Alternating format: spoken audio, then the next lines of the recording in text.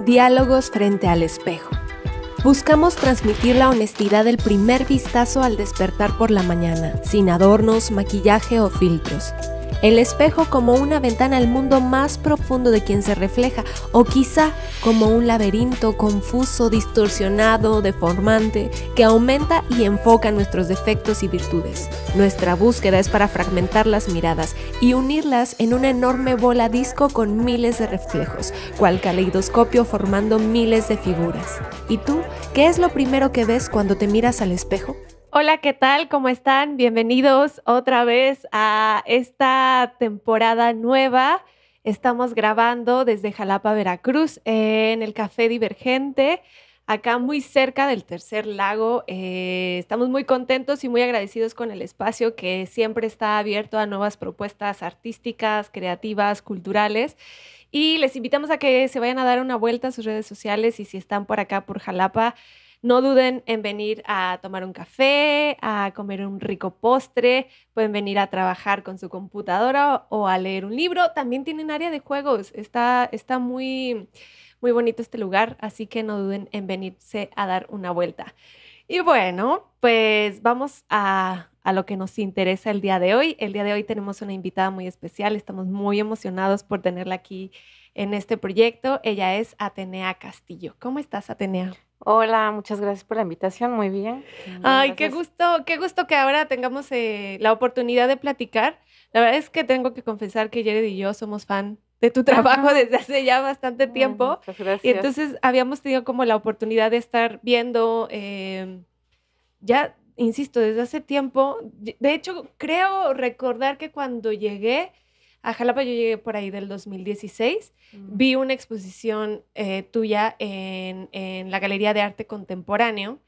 Y estos días que he estado como buscando de tu trayectoria, vi que era una historieta, me parece, que hiciste con Rosa Irlantina como modelo, me Ujú. parece, ¿no? Sí, sí. Y bueno, varias cosas que seguramente estaremos ahí poniendo un par de cosas para que conozcan tu trabajo. Y bueno, me gustaría presentarte, eres artista plástica egresada de la Universidad Veracruzana, ¿cierto? Es cierto, sí. Muy bien. Para que vean que no digo mentiras. No, Ujú. no, bueno, el punto también, lo que hablábamos hace un poco, es que el perfil ha cambiado, ¿no? Ujú. En la Universidad Veracruzana es artes visuales ahora, que comprende como otro panorama. Ujú. Sin embargo, en tu formación está enfocada hacia la pintura. Y me Sí. gustaría preguntarte cómo fue que te acercaste hacia las artes plásticas. Pues quizás suena un poco cliché, como sabemos, ¿no? A los niños una actividad recurrente o un juego recurrente es el dibujo y la pintura. En mi caso, pues fue así, ¿no?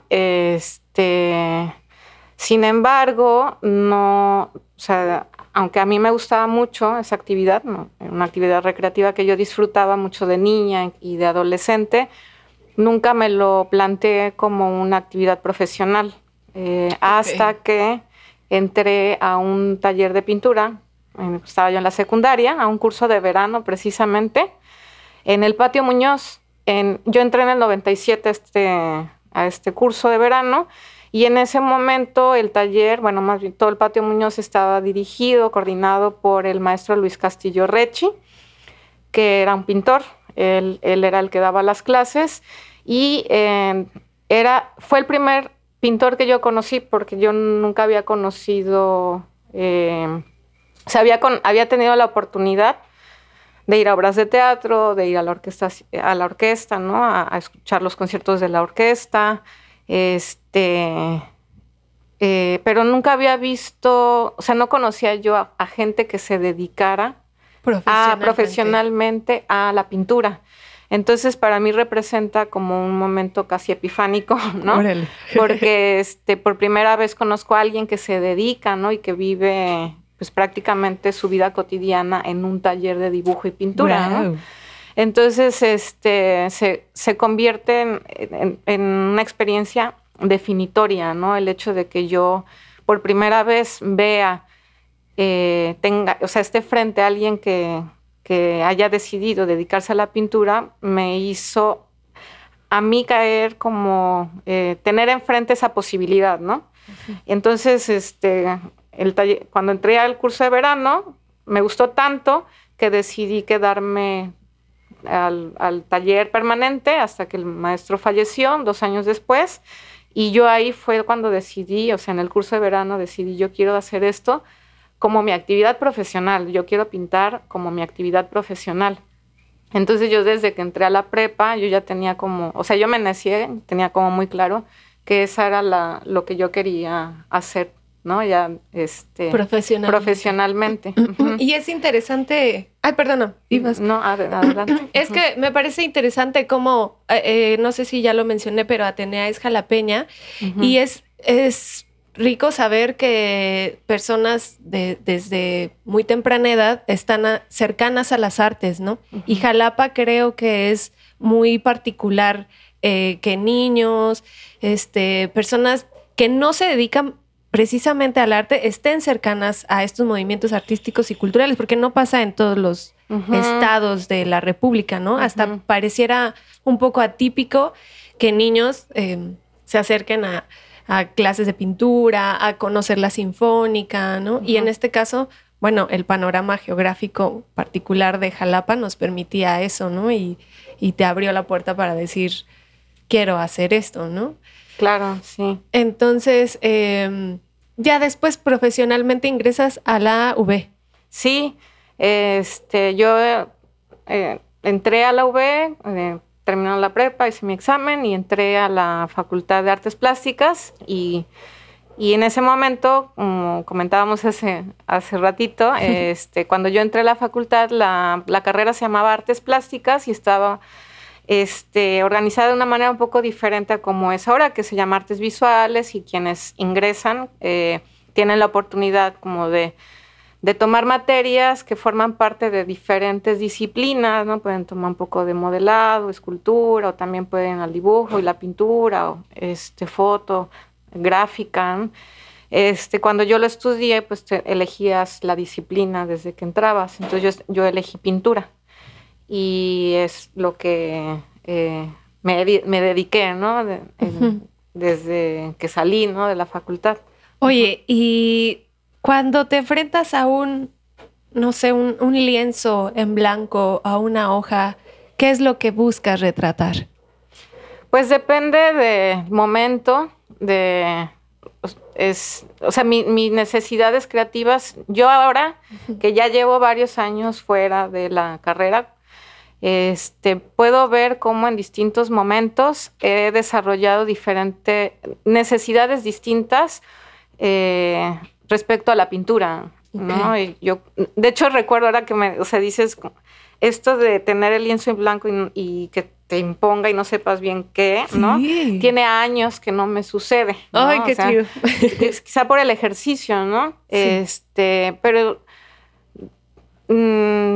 la pintura desde hace muchos años se convirtió como en un lenguaje que me permite a mí no solo acceder al mundo y conocer el mundo, sino también ha sido una forma como de entender ciertos movimientos internos, ¿no? O sea, se ha convertido en un medio para conocer el mundo y a mí misma, ¿no? Entonces, cuando yo me pongo frente a un papel o un lienzo, yo además de pintura, más bien desde que estudié la facultad y estudié pintura, mi trabajo sí se ha ido relacionando mucho a la ilustración y posteriormente me fui acercando también mucho al cómic. Entonces yo hago también historieta y cómic. Entonces, como comentaba, depende en qué momento me encuentre, ¿no? En mi vida ha sido lo que yo quiero como construir o materializar en el papel, ¿no? Uh-huh. Ok. Y hace rato nos platicabas que estás justamente saliendo de un taller de verano, sí, dando clases, y seguramente el encuentro de ti como profesional hacia los niños o hacia otras edades que se acercan por primera vez a la pintura, ¿cómo es ese momento? O sea, en el que ellos en principio están explorando pues su forma de dibujar, que seguramente no nacen con el talento, ¿no? Sino se va formando y se va desarrollando. ¿Cómo encuentras ese momento de verse uno al otro ya desde diferentes puntos?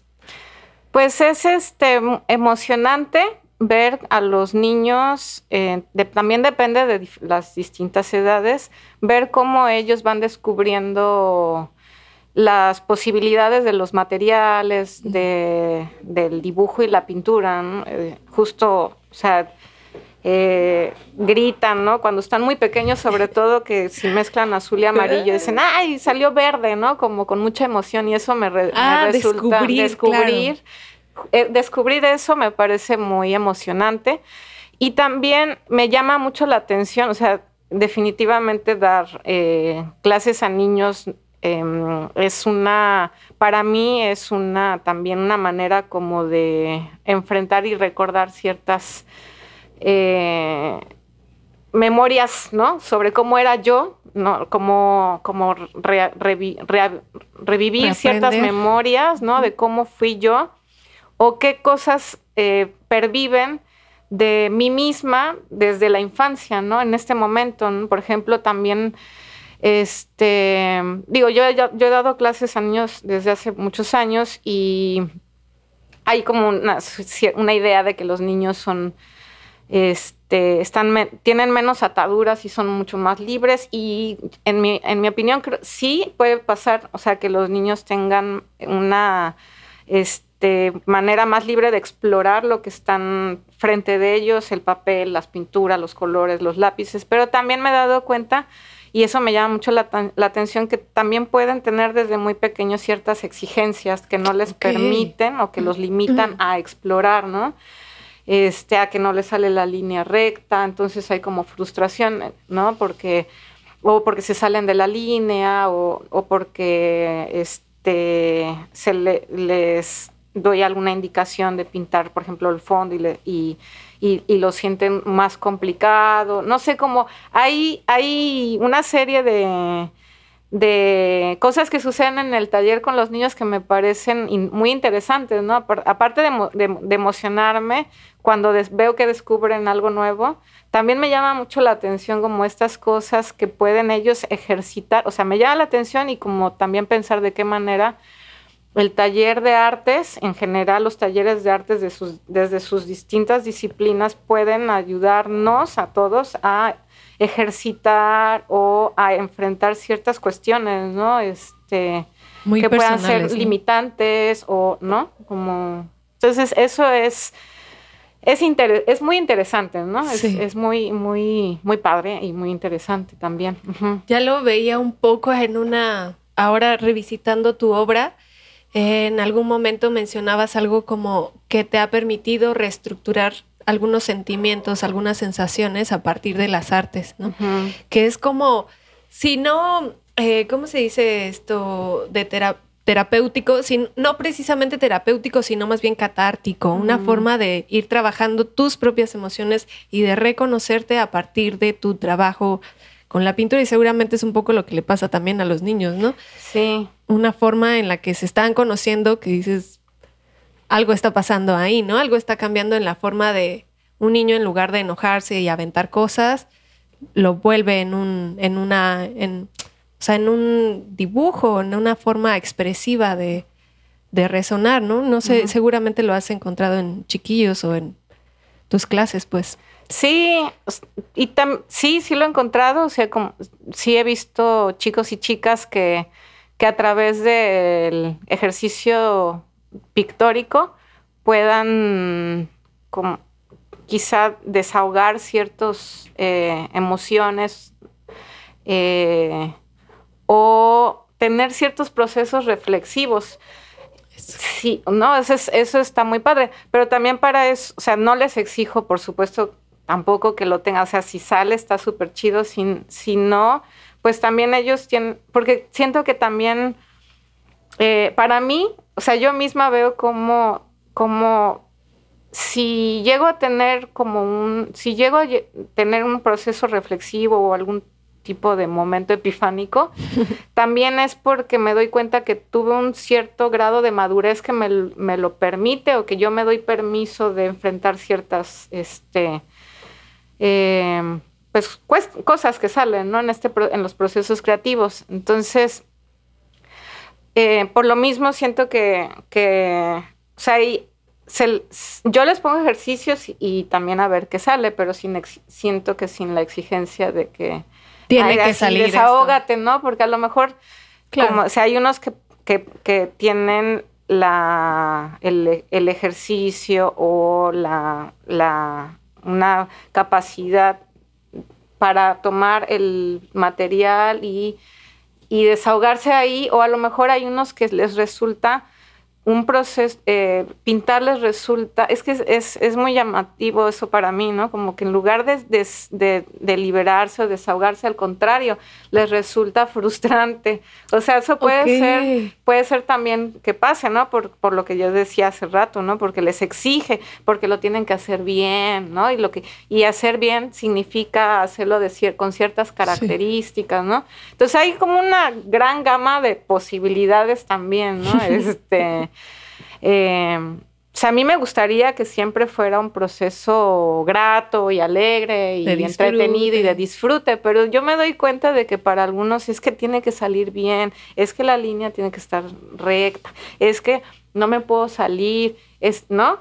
Entonces veo cómo también lo pueden incluso como sufrir un poco, ¿no? Entonces esa es mi chamba, ¿no? Como tratar de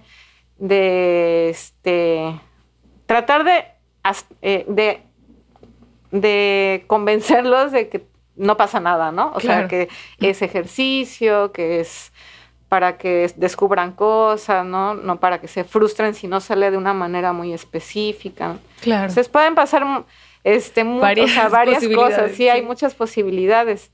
Sí. ¿Y a ti cómo te va con tus procesos creativos? ¿También enfrentas este punto de querer hacerlo bien o ya a partir de toda tu trayectoria pues hay un poco más de disfrute en cada obra? ¿O qué encuentras ahí cuando tú te enfrentas a eso? Pues sí, digo, en mi caso como es una actividad profesional, entonces cambia, ¿no? La manera de abordarlo, ¿no? Ya no es diferente a cómo se maneja en el taller con los niños o las personas que se acercan a mis talleres ya adultos, pero como para también un rato de relax, ¿no? Digo, en mi caso es mi profesión, entonces se vuelve esto como mucho más complejo, ¿no? En mi caso siento, como decía hace un momentito, que no es desde hace muchos años para mí el dibujo, justo cuando creo que eso es lo que me hizo que yo decidiera estudiar pintura, fue que descubro justo en el Patio Muñoz que el dibujo es más, empieza a adquirir otra cosa más que ser una actividad recreativa. O sea, a mí hasta la fecha yo puedo disfrutar mucho el acto mismo de dibujar y pintar, ¿no? Pero cuando entro al taller de pintura y el maestro nos enseña, o sea, yo recuerdo en particular una vez que estábamos haciendo un paisaje, así el clásico cerrito, ¿no? Con arbolitos, y el maestro en su pizarrón verde dibuja una montañita, un cerrito, y nos dice que los pinos o los árboles los dibujemos con el tronco vertical. Aunque sean chuequitos, que los troncos son verticales por la fuerza de la gravedad. Entonces yo me acuerdo mucho cómo yo estaba viendo seguramente en la secundaria cuestiones, yo llevaba ya física quizá o cosas de ciencias naturales, ciencias duras, donde yo ya estaba, ciencias exactas, donde yo ya estaba desde otra vía, pues tratando de entender qué era la fuerza de la gravedad, con fórmulas, con no sé qué, no. Pero el hecho de que él lo dibujara, como que se me sembró una semilla, como por primera vez entendí un poquito, o sea, vislumbro el dibujo como una forma no solo de entretenerme y de sentir como estar contenta y un gozo por el dibujo, sino también de conocer al mundo. Entonces, eso creo que es algo que se va haciendo más complejo, ¿no? Y conocer al mundo es muy, o sea, eso significa estar confrontando todo el tiempo cosas, ¿no? Ya no es nada más una fuga o un desahogo, ¿no? Sino es estar constantemente teniendo, como decía hace un momento, procesos reflexivos, ¿no? Sí. Entonces, cuando yo termino la carrera, esto que inicia en el Patio Muñoz, como que se termina de concretar de alguna manera cuando termino mi carrera y estoy en proceso de ver cómo, buscar un tema para titularme, ¿no? Buscar como la manera. Yo tenía muy claro que quería que fuera un proyecto práctico, artístico, pero todavía no tenía mucha seguridad o certeza de qué quería yo hablar, ¿no? Uh-huh. A mí me gustaban mucho en la carrera los monstruos, ¿no? O sea, desde que era niña me gustaban mucho los relatos mitológicos, sobre todo los mitos griegos. Yo pienso que por mi nombre, ¿no? O sea, como un poco buscar de dónde viene mi nombre me empezó a relacionar con este tipo de relatos. Y cuando estaba yo en la carrera, no eran tanto los dioses sobrehumanos, ¿no? Con poderes sobrehumanos los que me llamaban la atención, sino más los monstruos, los bestiarios, ¿no? Y había unas figuras que forman parte de la mitología griega, que los que estudian teatro conocen muy bien, que son las erinias o las furias, ¿no? Que son las entidades, las deidades que persiguen a Orestes, ¿no? En la Orestiada por asesinar a su madre, Clitemnestra. A mí me llamaban mucho la atención porque eran las deidades de la venganza, ¿no? O sea, son básicamente unas deidades que están muy enojadas, ¿no? Y que buscan castigar a los criminales, ¿no? Entonces, a mí me llamaba mucho la atención y se me antojaba que fueran como los personajes protagónicos de un proceso de investigación para titularme. Y justo en ese momento, una maestra, la maestra Iliana Pámanes, que nos daba dibujo, nos dio a leer el tratado sobre la ira de Séneca. Okay. Y me acuerdo que lo sentí casi como que me cayó del cielo. Sí, ¿no? Para ti, ¿no? Ajá, justo tu sí, tema. Justo mi tema, ¿no? Porque de las primeras frases que venía en el libro era: la ira es un apetito desordenado de venganza, ¿no? Entonces yo dije, esta frase me va a servir a mí como punto de partida. O sea, yo dije, esto es lo que yo voy a hacer, ¿no? Yo voy a partir de aquí, voy a hacer una investigación teórica y luego pictórica, y con esto quiero titularme.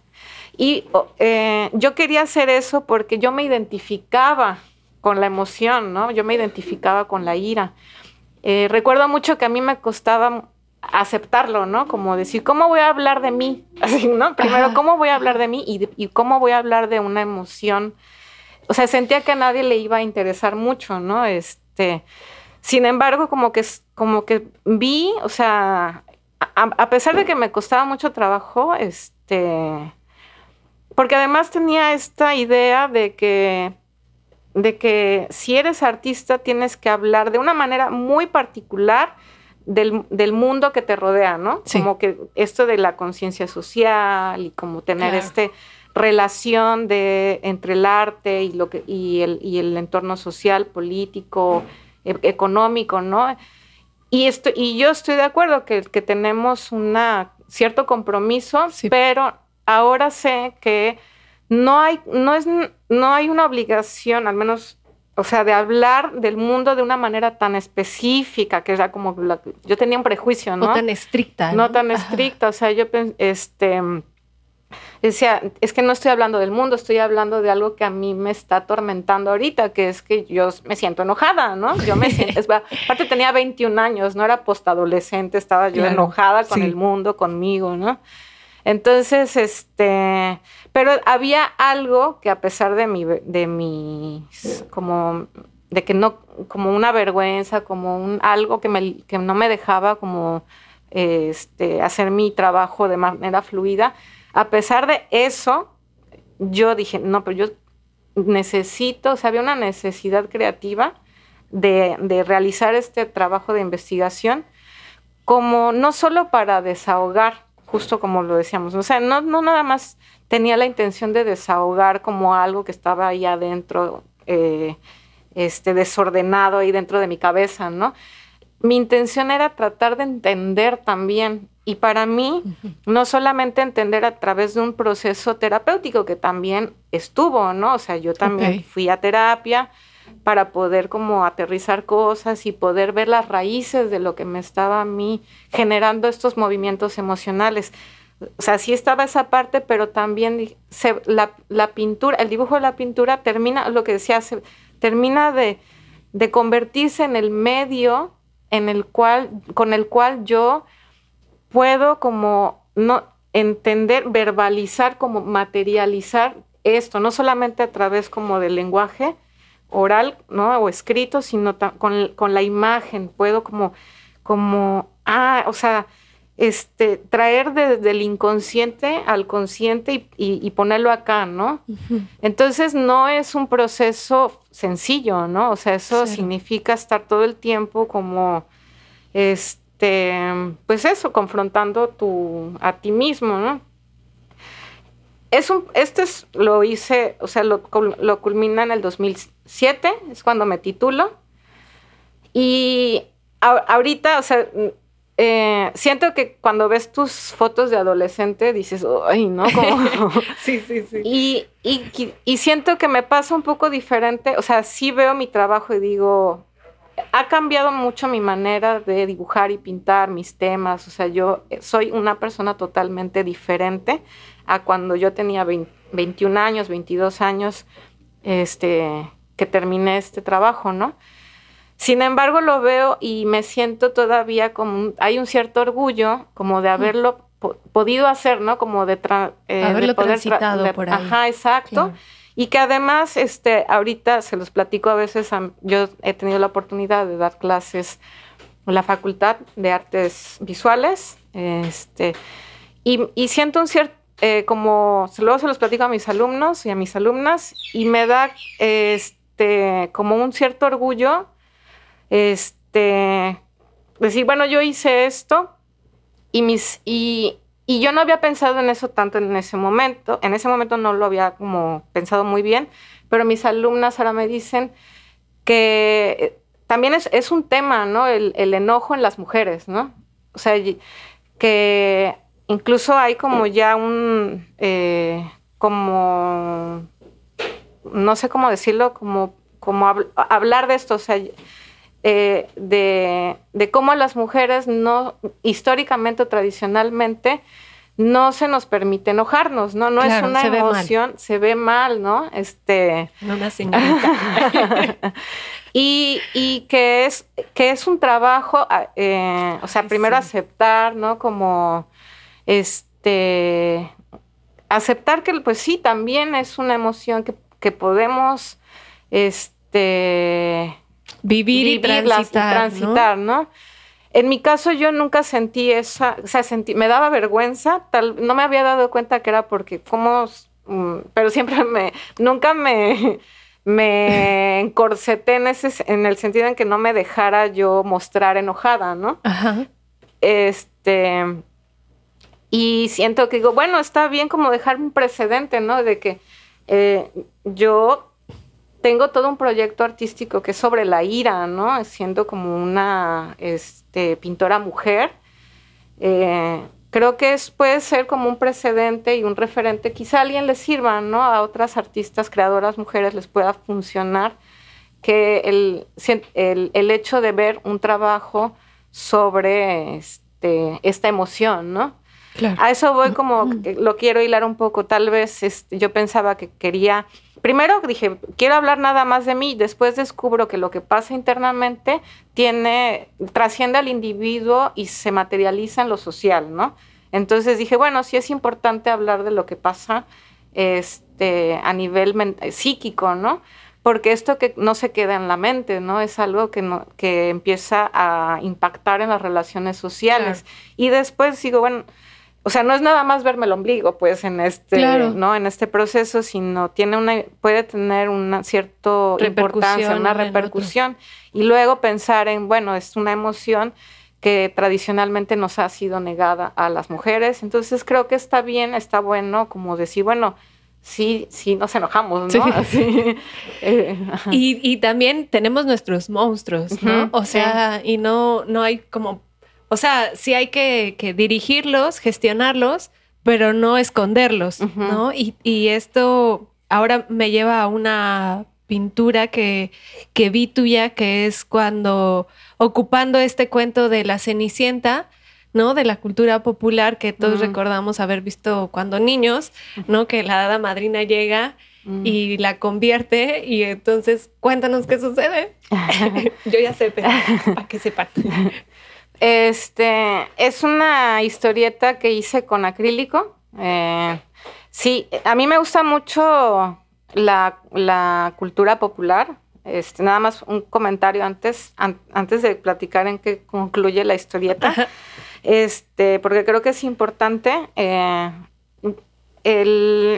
Cuando yo estudié pintura, y yo estudié historia de la pintura, historia del arte, tengo la sensación, o más bien, tuve la percepción de que hay una separación. No sé si ustedes estudiando teatro quizá lo hayan vivido de una manera similar, pero como hay una separación muy marcada entre lo que es arte y lo que es la cultura que se le llama de masas, ¿no? Claro. Cuando yo estudié, pues yo nací a principios de los 80s. Entonces mis compañeros, igual que yo, pues crecimos viendo televisión. En México llega el manga en los 70s, entonces el manga y el anime. Entonces muchos de mis compañeros y compañeras empezaron sus ejercicios de dibujo y pintura, haciendo caricaturas, ¿no? O copiando personajes de anime. Entonces, cuando estamos en la facultad, yo me di cuenta, a mí no me pasó, pero sí lo vi con compañeras que tenían un estilo muy marcado de manga. Y los profesores, yo entiendo, porque además son más grandes y vienen de otra generación que vivieron de manera diferente los medios de comunicación. Entonces, nos decían que prácticamente teníamos que cercenar esa parte, ¿no? O sea, ya en la universidad. Ya en la universidad, sí, como si el arte no tiene nada que ver con lo que vemos en televisión, en el cine, en las revistas, ¿no? Entonces, para mí, eso es algo que se me quedó muy grabado y que yo siempre como que estuve pensando y masticando mucho. Y yo decía, pero ¿cómo voy a eliminar esa parte si prácticamente crecí con eso, ¿no? O sea, ha impactado de manera que, bueno, ni siquiera puedo vislumbrar de qué manera ha impactado en mis estructuras ideológicas. O sea, es algo que he estado reflexionando mucho. Cómo me pienso a mí como mujer, ¿no? No solamente en mi crianza, en la escuela, que se enseñan muchas cosas sobre los roles de género, los roles sociales, ¿no? Cómo uno naces mujer y te tocan hacer ciertas cosas, ¿no? Y comportarte de cierta manera y relacionarte con el mundo de cierta manera. Pero también los productos de las industrias culturales, pues también impactan un montón, ¿no?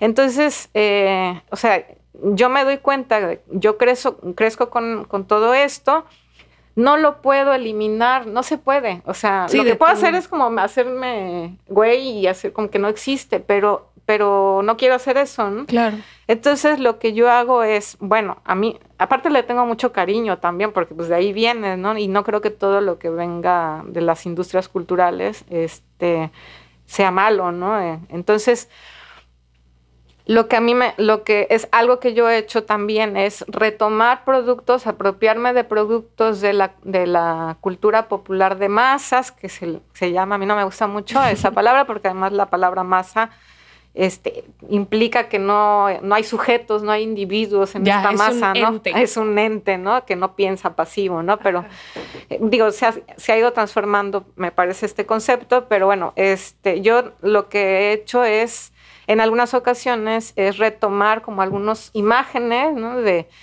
de películas, de telenovelas, de comerciales, de programas de televisión, para hacer algunos historietas, ilustraciones, ¿no? Y una es la que mencionas, en donde retomo esta escena de la Cenicienta, pero la de Disney, en donde la hada madrina convierte más bien hace que el vestido de Cenicienta se convierta en este vestido grandote para el baile. Para el baile, con el príncipe. Con el príncipe, ¿no?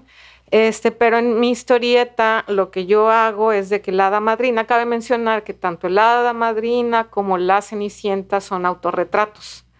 Okay. Las dos tienen mi cara. Entonces, lo que yo hago es que la hada madrina, cuando hace su hechizo, lo que convierte en una bestia, en un monstruo gigantesco a la Cenicienta, sí, con alas y con garras, y tiene 4 cabezas de las cuales escupe fuego, ¿no?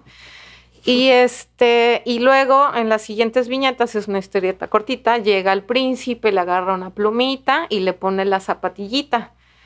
Es una zapatillita pequeñita, de cristal y pequeñita, y ella es un monstruo, ¿no? La Cenicienta ya es un monstruo grandote, entonces levanta la pata para ver si le queda, pero no le queda, está chiquitita, ¿no? Está muy limitadita la zapatilla, entonces lo que hace es que aplasta al príncipe y se va volando la Cenicienta. Y un poco es o sea, cuando yo lo pinto, muchas veces cuando yo pinto algo, sobre todo ese proyecto, donde retomo no solamente un cuento, cuento, ¿no? Que había sido representado por Disney, sino también mitos religiosos, como relatos mitológicos o religiosos, como el que mencionaste de Teseo, y Teseo, el del Minotauro, que luego me hago bolas, Teseo, sí, y el Minotauro. Lo que yo hacía era como si estuviera tratando de entretejer. Ajá, pero quería como materializar algo que deseaba para mí. Eso. ¿No? O sea, todos estos son al menos la de Eglantina, después hice uno de Orfeo, donde participa como protagonista es una contrabajista que se llama Queta. Ajá, sí. Queta. Tania también aparece, Tania Hernández, sí. Ella hace el papel de Jonás, que es un personaje bíblico. Y una amiga que se llama Alejandra, que hace de Manu, que es un personaje de la mitología de la religión hinduista, que es como un Noé, ¿no? Okay. Entonces, todas ellas tienen como viajes pues son viajes del héroe, ¿no? Y el viaje del héroe, según Joseph Campbell, es un viaje que realiza como de autodescubrimiento.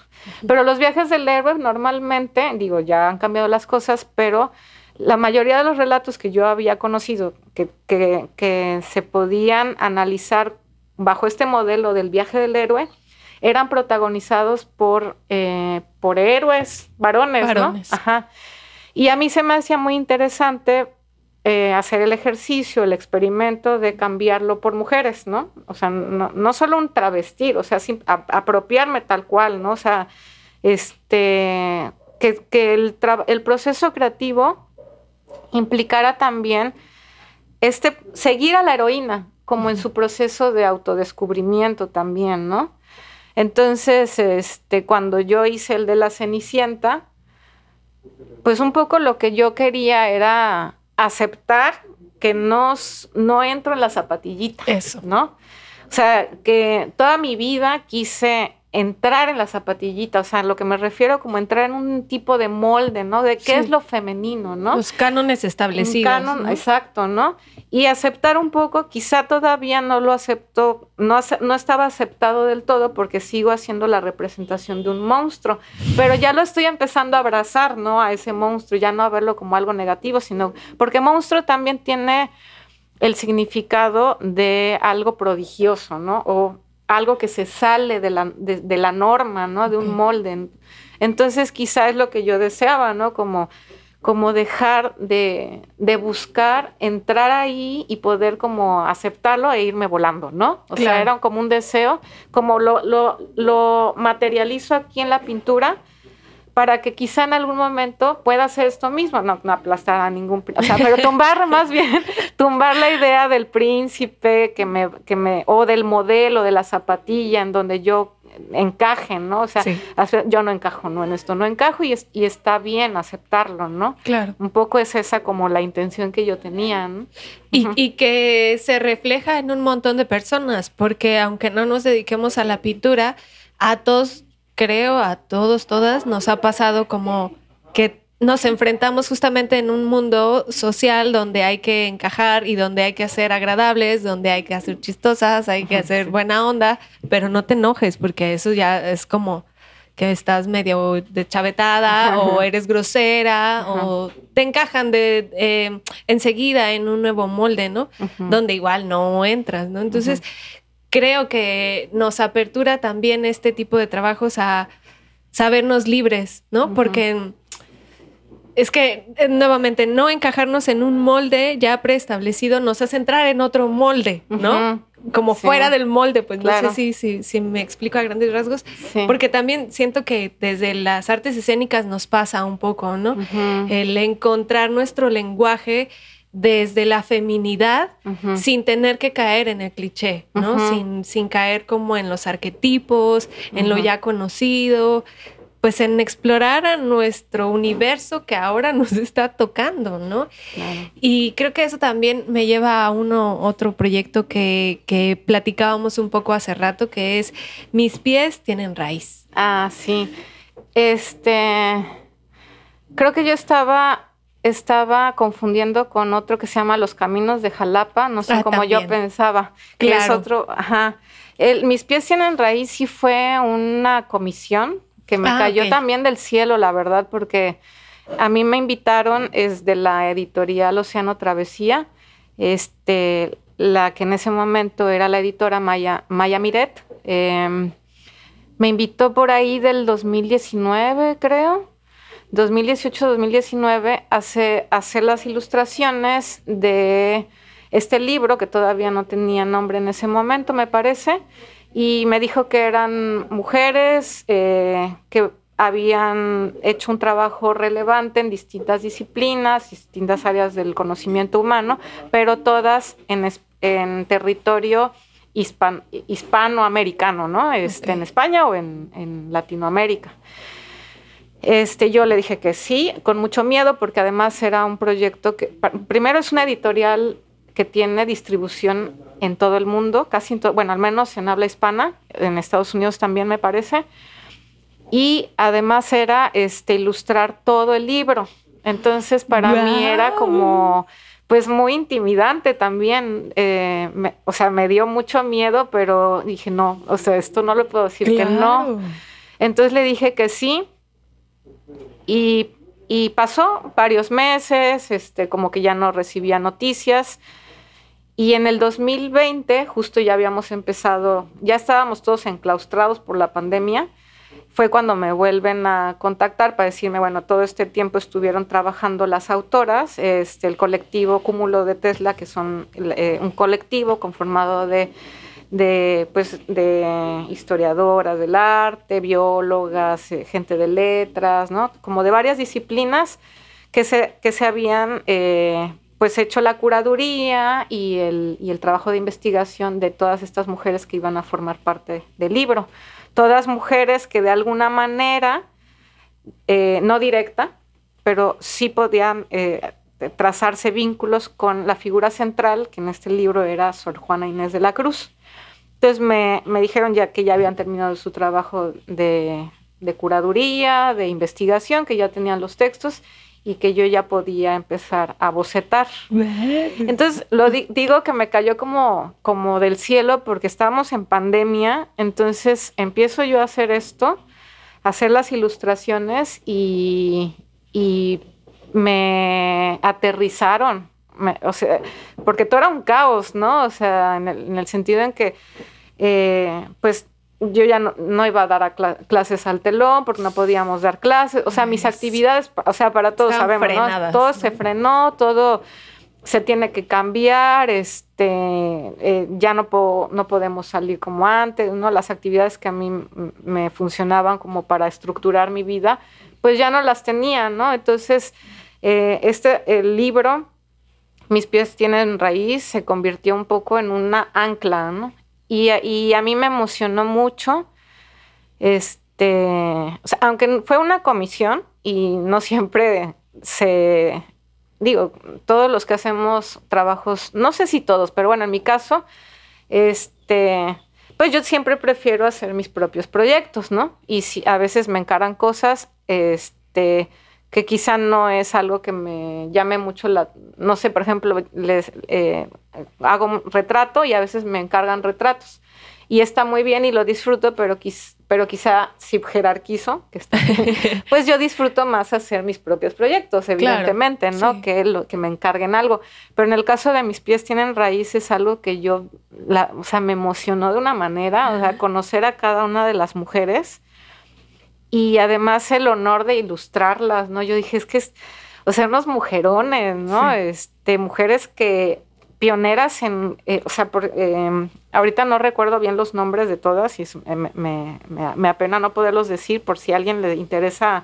Bueno, también pueden buscar el libro, pero por si alguien escucha y que las puedan investigar más. Pero la primera mujer que egresó de la Escuela de Medicina en Chile, ¿no? Okay. La primera que la tenía que acompañar su mamá porque si no, no la dejaban entrar, que no podía tomar clases de anatomía, ¿no? Porque no era algo decente, sí, ¿no? Sí, o sea, una cosa casi, o sea, épica, ¿no? Sí. Como transitar una carrera profesional a finales del siglo XIX, ¿no?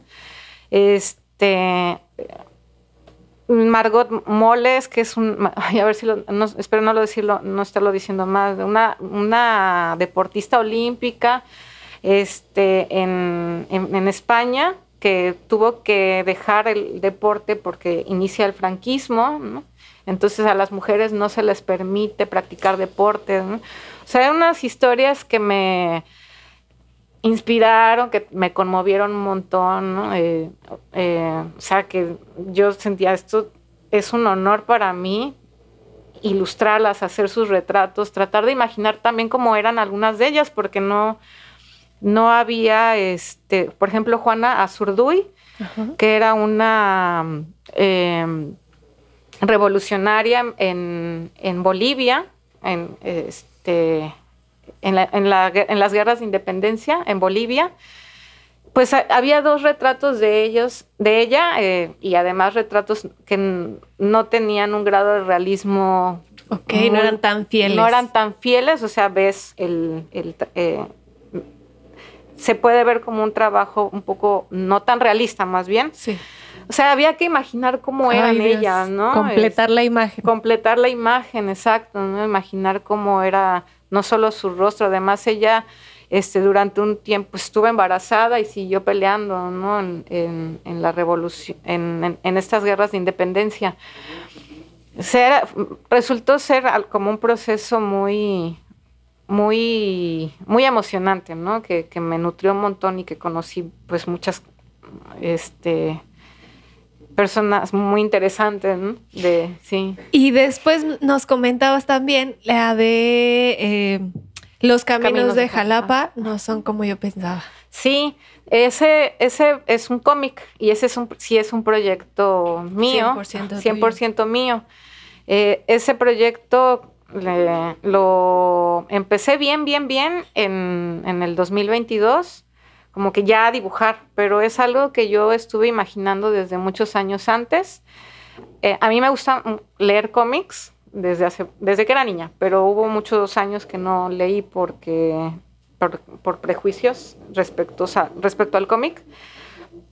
O sea, yo cuando era adolescente tenía la idea de que el cómic, como muchos tienen la idea no sé, es una idea un poco generalizada, creo que ahorita ya ha estado como transformándose, pero pues durante mucho tiempo el cómic se ha considerado como un producto, como un arte menor o un producto de menos calidad o hecho para niños, pero no porque lo que sea para niños tiene que tener baja calidad, pero sí se considera como de menor calidad, con contenidos más ligeros. Ajá. Entonces, por lo mismo, cuando yo era adolescente, pues decidí no leer más, ¿no? Okay. Cómic, pero lo retomo ya en la facultad. Y una de las novelas gráficas que leí, pues durante esos primeros años que me estoy reencontrando nuevamente con el cómic, es From Hell, que es una novela gráfica que escribió un guionista muy famoso, sobre todo por Watchmen, que es Alan Moore. A mí me gusta mucho Watchmen, pero From Hell me voló la cabeza cuando lo leí. Y hay un capítulo de esa novela en donde el personaje principal es un médico, que es un médico cirujano, hace un paseo en un barrio londinense que se llama Whitechapel, y me gustó mucho, o sea, lo que me gustó mucho fue que mientras hace este paseo le va narrando a su cochero lo que observa en el paisaje urbano, ¿no?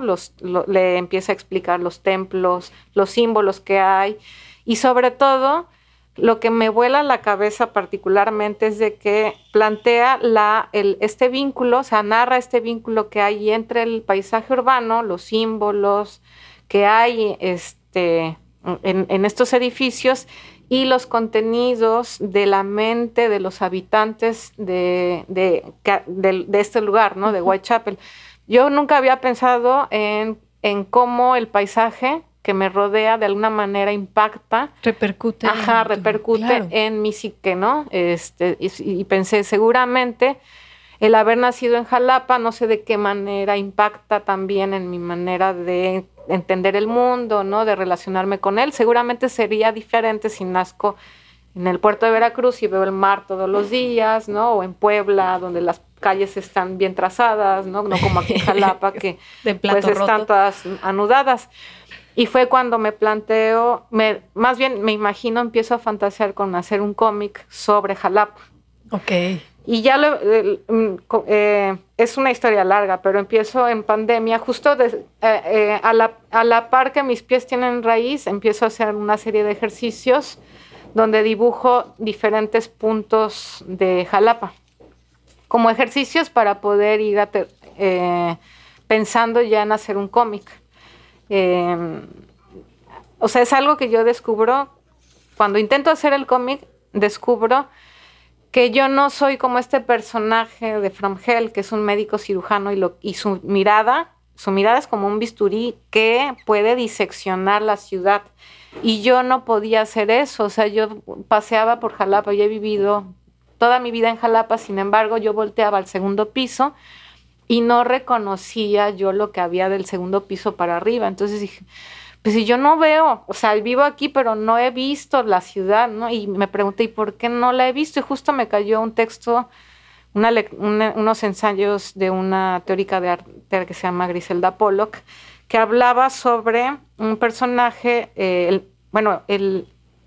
sobre el flaneur, que es el caminante en español, cómo se entiende el artista moderno por excelencia, que es este artista que tiene una capacidad de movimiento importante, ¿no? O sea, él puede ir al café, puede ir a la ópera, puede andar por las calles, puede ir a un burdel, o sea, sin ningún límite. Por ejemplo, Toulouse-Lautrec es un ejemplo como muy, muy claro, ¿no? Donde él puede pintar el Moulin Rouge, también puede ir a las habitaciones de las prostitutas y lo pinta y no tiene ningún límite. O sea, él se puede mover por espacios públicos y algunos espacios privados sin problema. Sí. Sin embargo, ves el trabajo de artistas coetáneas a él, ¿no? Bert Morisot, por ejemplo, y sus pinturas son la mayoría en espacios privados, ¿no? O si pintan un espacio público es desde lo privado, o sea, desde el balcón, por ejemplo, de la ciudad. Entonces me hizo pensar cómo yo habito la ciudad siendo mujer, ¿no? Sí, sí. O sea, cómo mi mirada está configurada también, porque la mirada la entendemos como algo que se da, como es natural, vemos lo que está enfrente, pero descubro, es muy, o sea, hasta ese momento, aunque soy pintora, y es quizá una obviedad, para mí se queda muy claro que mi mirada está construida en función de un montón de cosas. No podemos ver todo. Vemos solo, tenemos la capacidad siempre de ver ciertas cosas. Está sesgada nuestra mirada, ¿no? Y yo pensaba, ¿cómo me muevo y cómo veo el espacio público en función de que yo crecí, fui socializada como una mujer, ¿no? Pienso que siempre veo para abajo, al frente, veo quién me ve, ¿no? Si alguien está siguiéndome, si tengo la mirada de alguien, si me tengo que cuidar, ¿no? O sea, pensaba en cómo de niña había ciertos permisos o prohibiciones respecto a la calle, ¿no? No salgas a ciertas horas, con ciertas ropas, ¿no? Porque hay que tener cuidado de quién te ves, no te pongas audífonos a ciertas horas de la noche para estar pendiente, ¿no? Entonces, me di cuenta que quizá yo no podía ver como este médico cirujano, ¿no? Uh-huh. Porque mi mirada se había construido de otra manera muy distinta. A pesar de que yo soy pintora y el ejercicio de pintar no es nada más un ejercicio manual, sino, o sea, quien quiere aprender a dibujar y quien quiere aprender a pintar también tiene que ejercitar su mirada, y sin embargo sentía que mi mirada en un espacio público era como de un infante, ¿no? O sea, o como de o más que infante, no una mirada tanto de infante o pueril, sino una como muy ignorante, ¿no? Sin ver realmente, sin haber visto realmente. Por eso hice estos ejercicios, dije, tengo que pulir mi mirada, pero además yo no voy a ver como Eddie Campbell, que es el ilustrador de From Hell, o como el personaje de From Hell. O sea, yo más bien voy a construir una mirada propia, que es lo que decías hace un momento. No, cuando uno quiere salirse de ciertos moldes, mi intención, estoy de acuerdo, no es entrar en otros moldes, ¿no? Sino en construir una manera propia, ¿no? Es algo que uno va construyendo, va como revelándose a sí mismo. Yo no voy a ver como él. ¿Cómo voy a ver? Tengo que ir ejercitando esta mirada, ¿no? Y lo quiero hacer a mi manera, ¿no? De manera, quiero que sea genuina esta mirada, ¿no? No voy a copiar ni a Alan Moore ni a Joseph Campbell, a Eddie Campbell, es que confundo a los Campbell que he mencionado. Entonces, por eso dije, tengo que primero dibujar la ciudad. O sea, tengo que ejercitar mi mirada para poder entonces contar algo sobre la ciudad, ¿no? En una historieta. Ajá. Sí. Porque cuando dibujas la ciudad, ¿qué dibujas, no? O sea, esa es la pregunta a resolver. Sí, esa era mi pregunta. O sea, esa fue mi pregunta durante un buen tiempo. ¿Qué voy a contar? O sea, yo quiero ver, o sea, me encanta la idea de hacer un paseo a través de las viñetas de un cómic en mi ciudad natal, ¿no? Y no solo, porque Jalapa no es solo la ciudad donde yo crecí, en donde yo nací, es la ciudad donde mi mamá nació y mi abuela nació y mi bisabuela llegó a finales del siglo XIX. Wow. Entonces, la historia de Jalapa para mí o más bien mi historia familiar está íntimamente ligada al paisaje jalapeño, ¿no? Toda mi formación está muy ligada a un paisaje jalapeño. Entonces yo decía, tengo muchas ganas de hablar de este paisaje, pero no sé qué contar, ¿no? O sea, más bien pensar, no sé todavía qué contar, necesito trabajar un montón para ir construyendo esos relatos. Ajá. Claro. Y cuando te planteas un proyecto de esta magnitud, ¿cuáles son las grandes dificultades a las cuales un artista plástico se enfrenta? Pues primero esta fue como una gran... Resolver la pregunta. Resolver. Y es cuando descubro que tengo esta como necesidad de trabajar o ejercitar, ¿no? En este caso la mirada, bueno, pasa otra cosa de manera paralela, que es cuando yo entro a este espacio que se llama Bruma, es un laboratorio de arte contemporáneo. en donde nos juntan, bueno, se convocan dirigían en ese momento Bruma, convocan a artistas de distintas disciplinas, incluso a personas no solo de las artes, sino también de las ciencias sociales o de otras áreas, a que se sumen al proyecto. Entonces, esto sale en el 2019, cuando yo vi la convocatoria, pues me pareció súper interesante, porque además yo llevaba muchos años no siendo estudiante como alumna de alguien, o sea, yo había dado clases todo ese tiempo desde que salí de la facultad y tenía muchas ganas de volver a ser una alumna y compañera, ¿no? Tener esa experiencia. Entonces entro con este proyecto, que es cuando descubro que, bueno, todo esto que ya comenté. Se termina esa primera edición de Bruma y un par de años después sale otra convocatoria. No, aquí ya no fue por convocatoria, sino nos invitaron.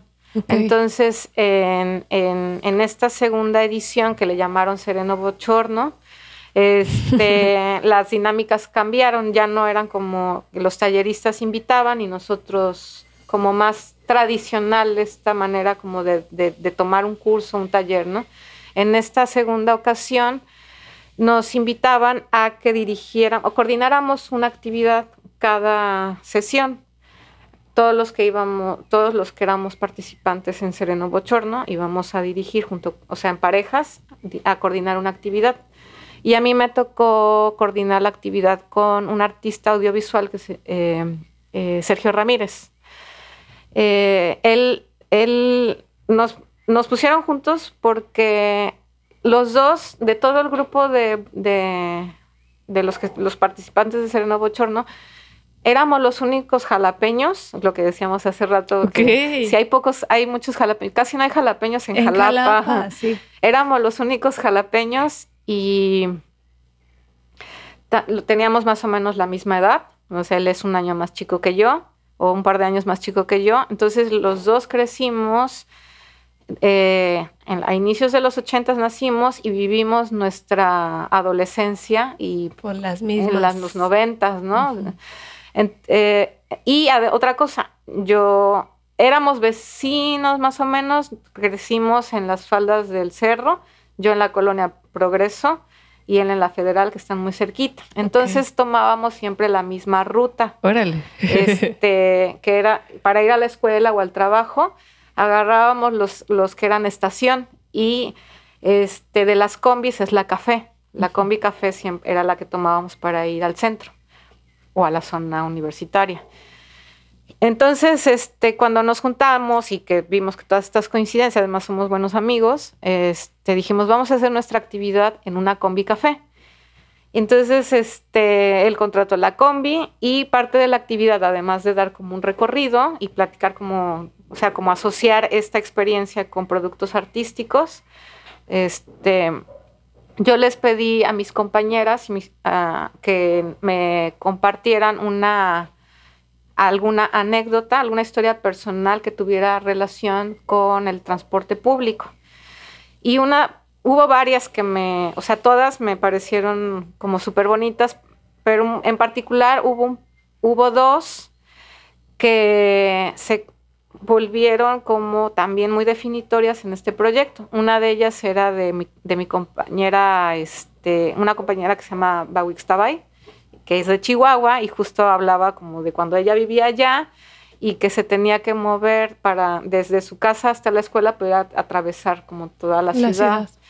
Y que durante la adolescencia, pues el camión, el autobús, se convirtió como un espacio casi como un espacio donde casi meditaba, claro. Un espacio personal, en medio del caos, se convertía como en su espacio donde se podía como escuchar música, deprimir a gusto, ¿no?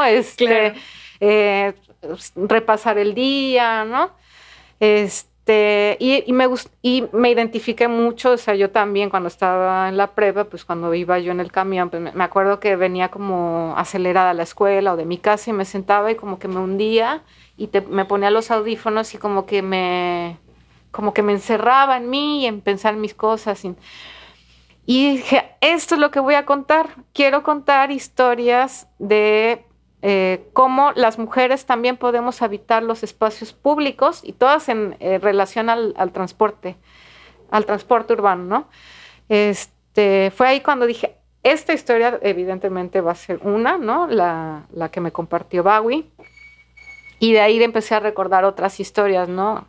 Una, por ejemplo, cuando yo era adolescente y salía de la escuela, yo estaba en la Juárez, nos íbamos a la parada del camión que estaba en ese momento, justo en la farmacia, enfrente a la farmacia Reforma o Rex, no me acuerdo cómo se llama ahorita. Entonces nos íbamos, mi mejor amiga y yo, y nos sentábamos ahí enfrente, ella me acompañaba, porque ella vivía en el centro, entonces no tomaba camión, se iba caminando. Entonces me acompañaba a mí, y nos sentábamos ahí en el escaloncito de la farmacia y nos poníamos a platicar. Y a veces llegaba la combi o el camión que me llevaba y lo dejaba yo pasar para seguir platicando. Entonces dije, esa es otra historia que quiero contar, ¿no? Cómo ese pequeño momento, o sea, esa media hora o una hora que nos tardábamos, ¿no? En echar chisme, se convierte en una eternidad, porque además era mi mejor amiga, ¿no? O sea, yo dije, vamos a ser amigas por siempre, ¿no?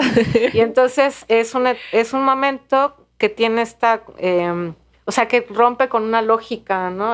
Realista, sino que ese momento se vuelve una eternidad, ¿no? Donde crecemos, ella se embaraza, ella tiene una hija, la hija crece, seguimos platicando, somos unas ancianitas, nos morimos, se ven nuestros esqueletos, de ahí crecen unos árboles, ¿no? Entonces, y ya se rompe eso y regresamos a la realidad, ¿no? Y ya le digo, ya en que viene me voy porque ya es súper tarde. Y me dice, bueno, bye, nos vemos mañana. Y ya, ahí se acaba, ¿no? Entonces, bueno, son historias muy sencillitas, pero con esta como donde también rompo un poco con ciertas lógicas, ¿no? Claro. Y que a muchos nos identifica, ¿no? O sea... Sí. La mayoría hemos tomado un transporte público y justamente reencontrarnos con estas historias y saber que les pasa a un montón de personas es súper interesante reencontrarte desde ese punto de vista. Claro, sí. Una de las preguntas medulares de este proyecto es ¿qué es lo primero que ves cuando te miras al espejo? Y supongo que encontraremos una respuesta interesante porque casi, o sea, nos has platicado de autorretratos que realizas, ¿no? Esto de que estaba tu rostro en la Cenicienta que se estaba convirtiendo y también en el Hada Madrina. Y me parece haber visto varios otros también de pinturas tuyas donde trabajas justamente también el autorretrato y nos gustaría que nos platicaras así como verbalmente qué es lo que identificas cuando te ves al espejo. Cuando veo al espejo, pues pues es interesante, ¿no?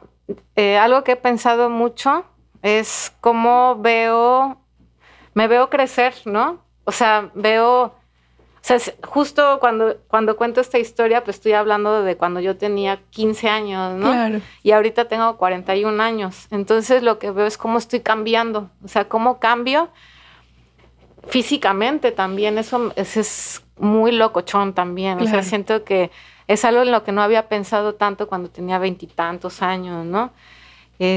Pero ahorita veo que me salen canas, ¿no? Y que mi metabolismo es distinto, ¿no? Que antes tragaba papitas y sabritones y no pasaba nada y, ¿no?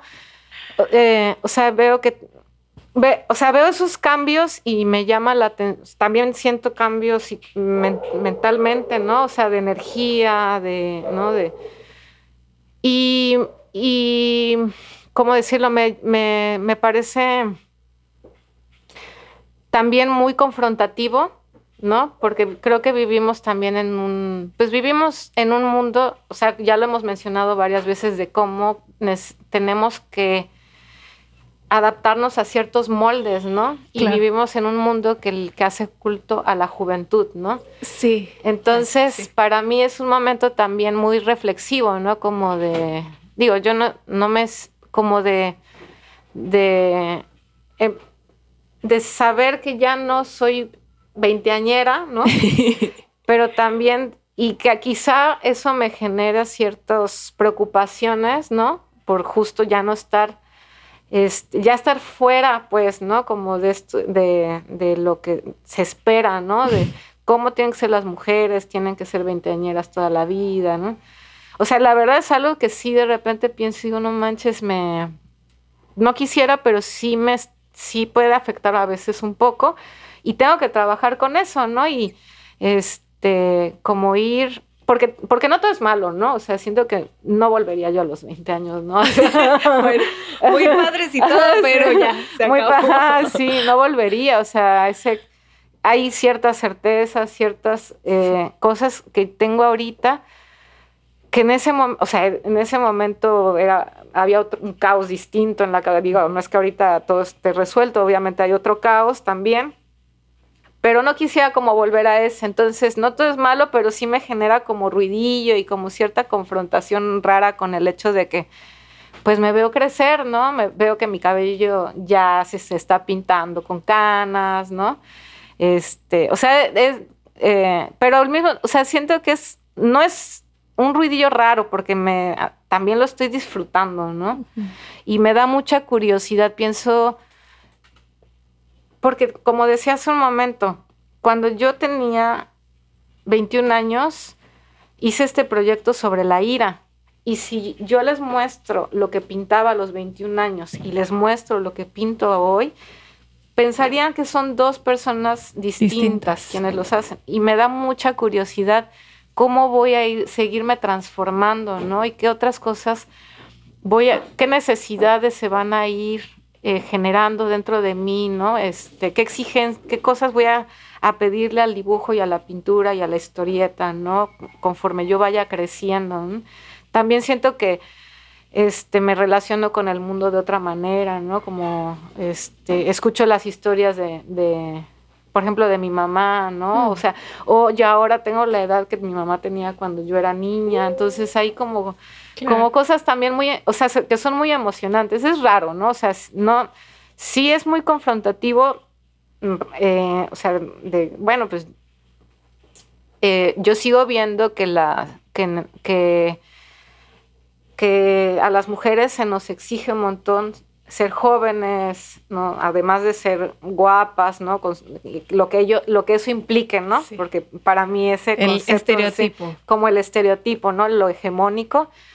Pues quizá yo ya, pues yo, o sea, no me identifico de muchas maneras con esos moldes. La edad, ¿no? La edad es como, digo, qué loco, ¿no? Y pasa muy rápido también. Digo, no puedo creer que ya ahorita tenga 41 años, ¿no? O sea, se me pasó muy rápido, ¿no? Ya me dicen señora más seguido, ¿no? No me molesta, o a veces sí, pero digo, ¿por qué me molesta? No tiene en realidad nada de malo, ¿no? Sí. Crecer. O o sea, no tiene ningún mérito ser más grande o más joven, ¿no? No, digo, son cosas que cuando era más chavilla no las pensaba mucho y ahorita pues quizás sí se me están poniendo más de frente, ¿no? Claro. Ajá, sí. No, sí es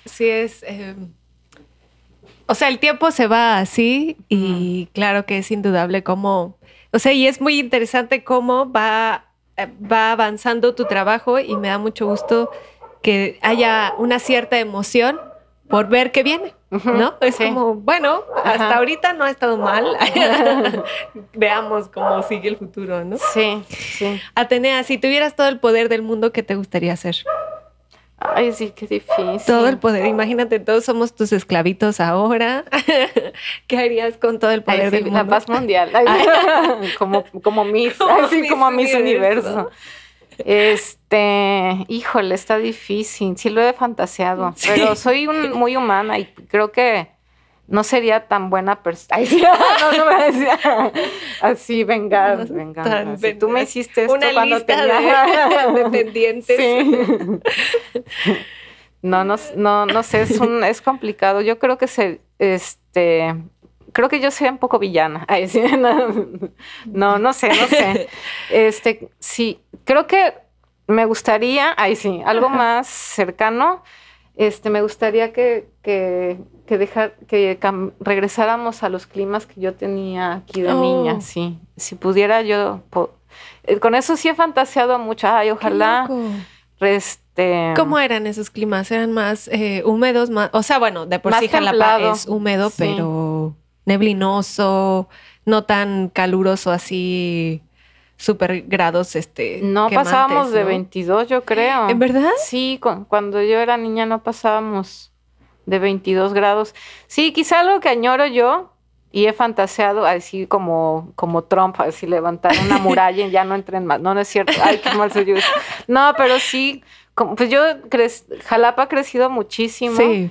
Y sí hay una cierta añoranza como por Jalapa, cuando éramos un pueblo, no, es una ciudad pequeña, mucho más tranquila, mucho más silenciosa. Son pues son cosas que sí me dan nostalgia, ¿no? Claro. Pero no quiero ser una señora que se queje de que el mundo cambia, ¿no? Claro. Ahorita que doy clases a jóvenes de facultad, sí, pues justo, o sea, veo que hay una brecha generacional también, ¿no? Claro. Que el mundo cambia y no me quiero convertir en una señora que no entiende cómo, ¿no? O sea, sí, más bien me cuesta trabajo entender ciertas cosas, ¿no? Y yo sé que conforme vaya creciendo va a ser más difícil tal vez, ¿no? Que crear ese puente de comunicación con lo que está pasando, ¿no? En otras generaciones más jóvenes.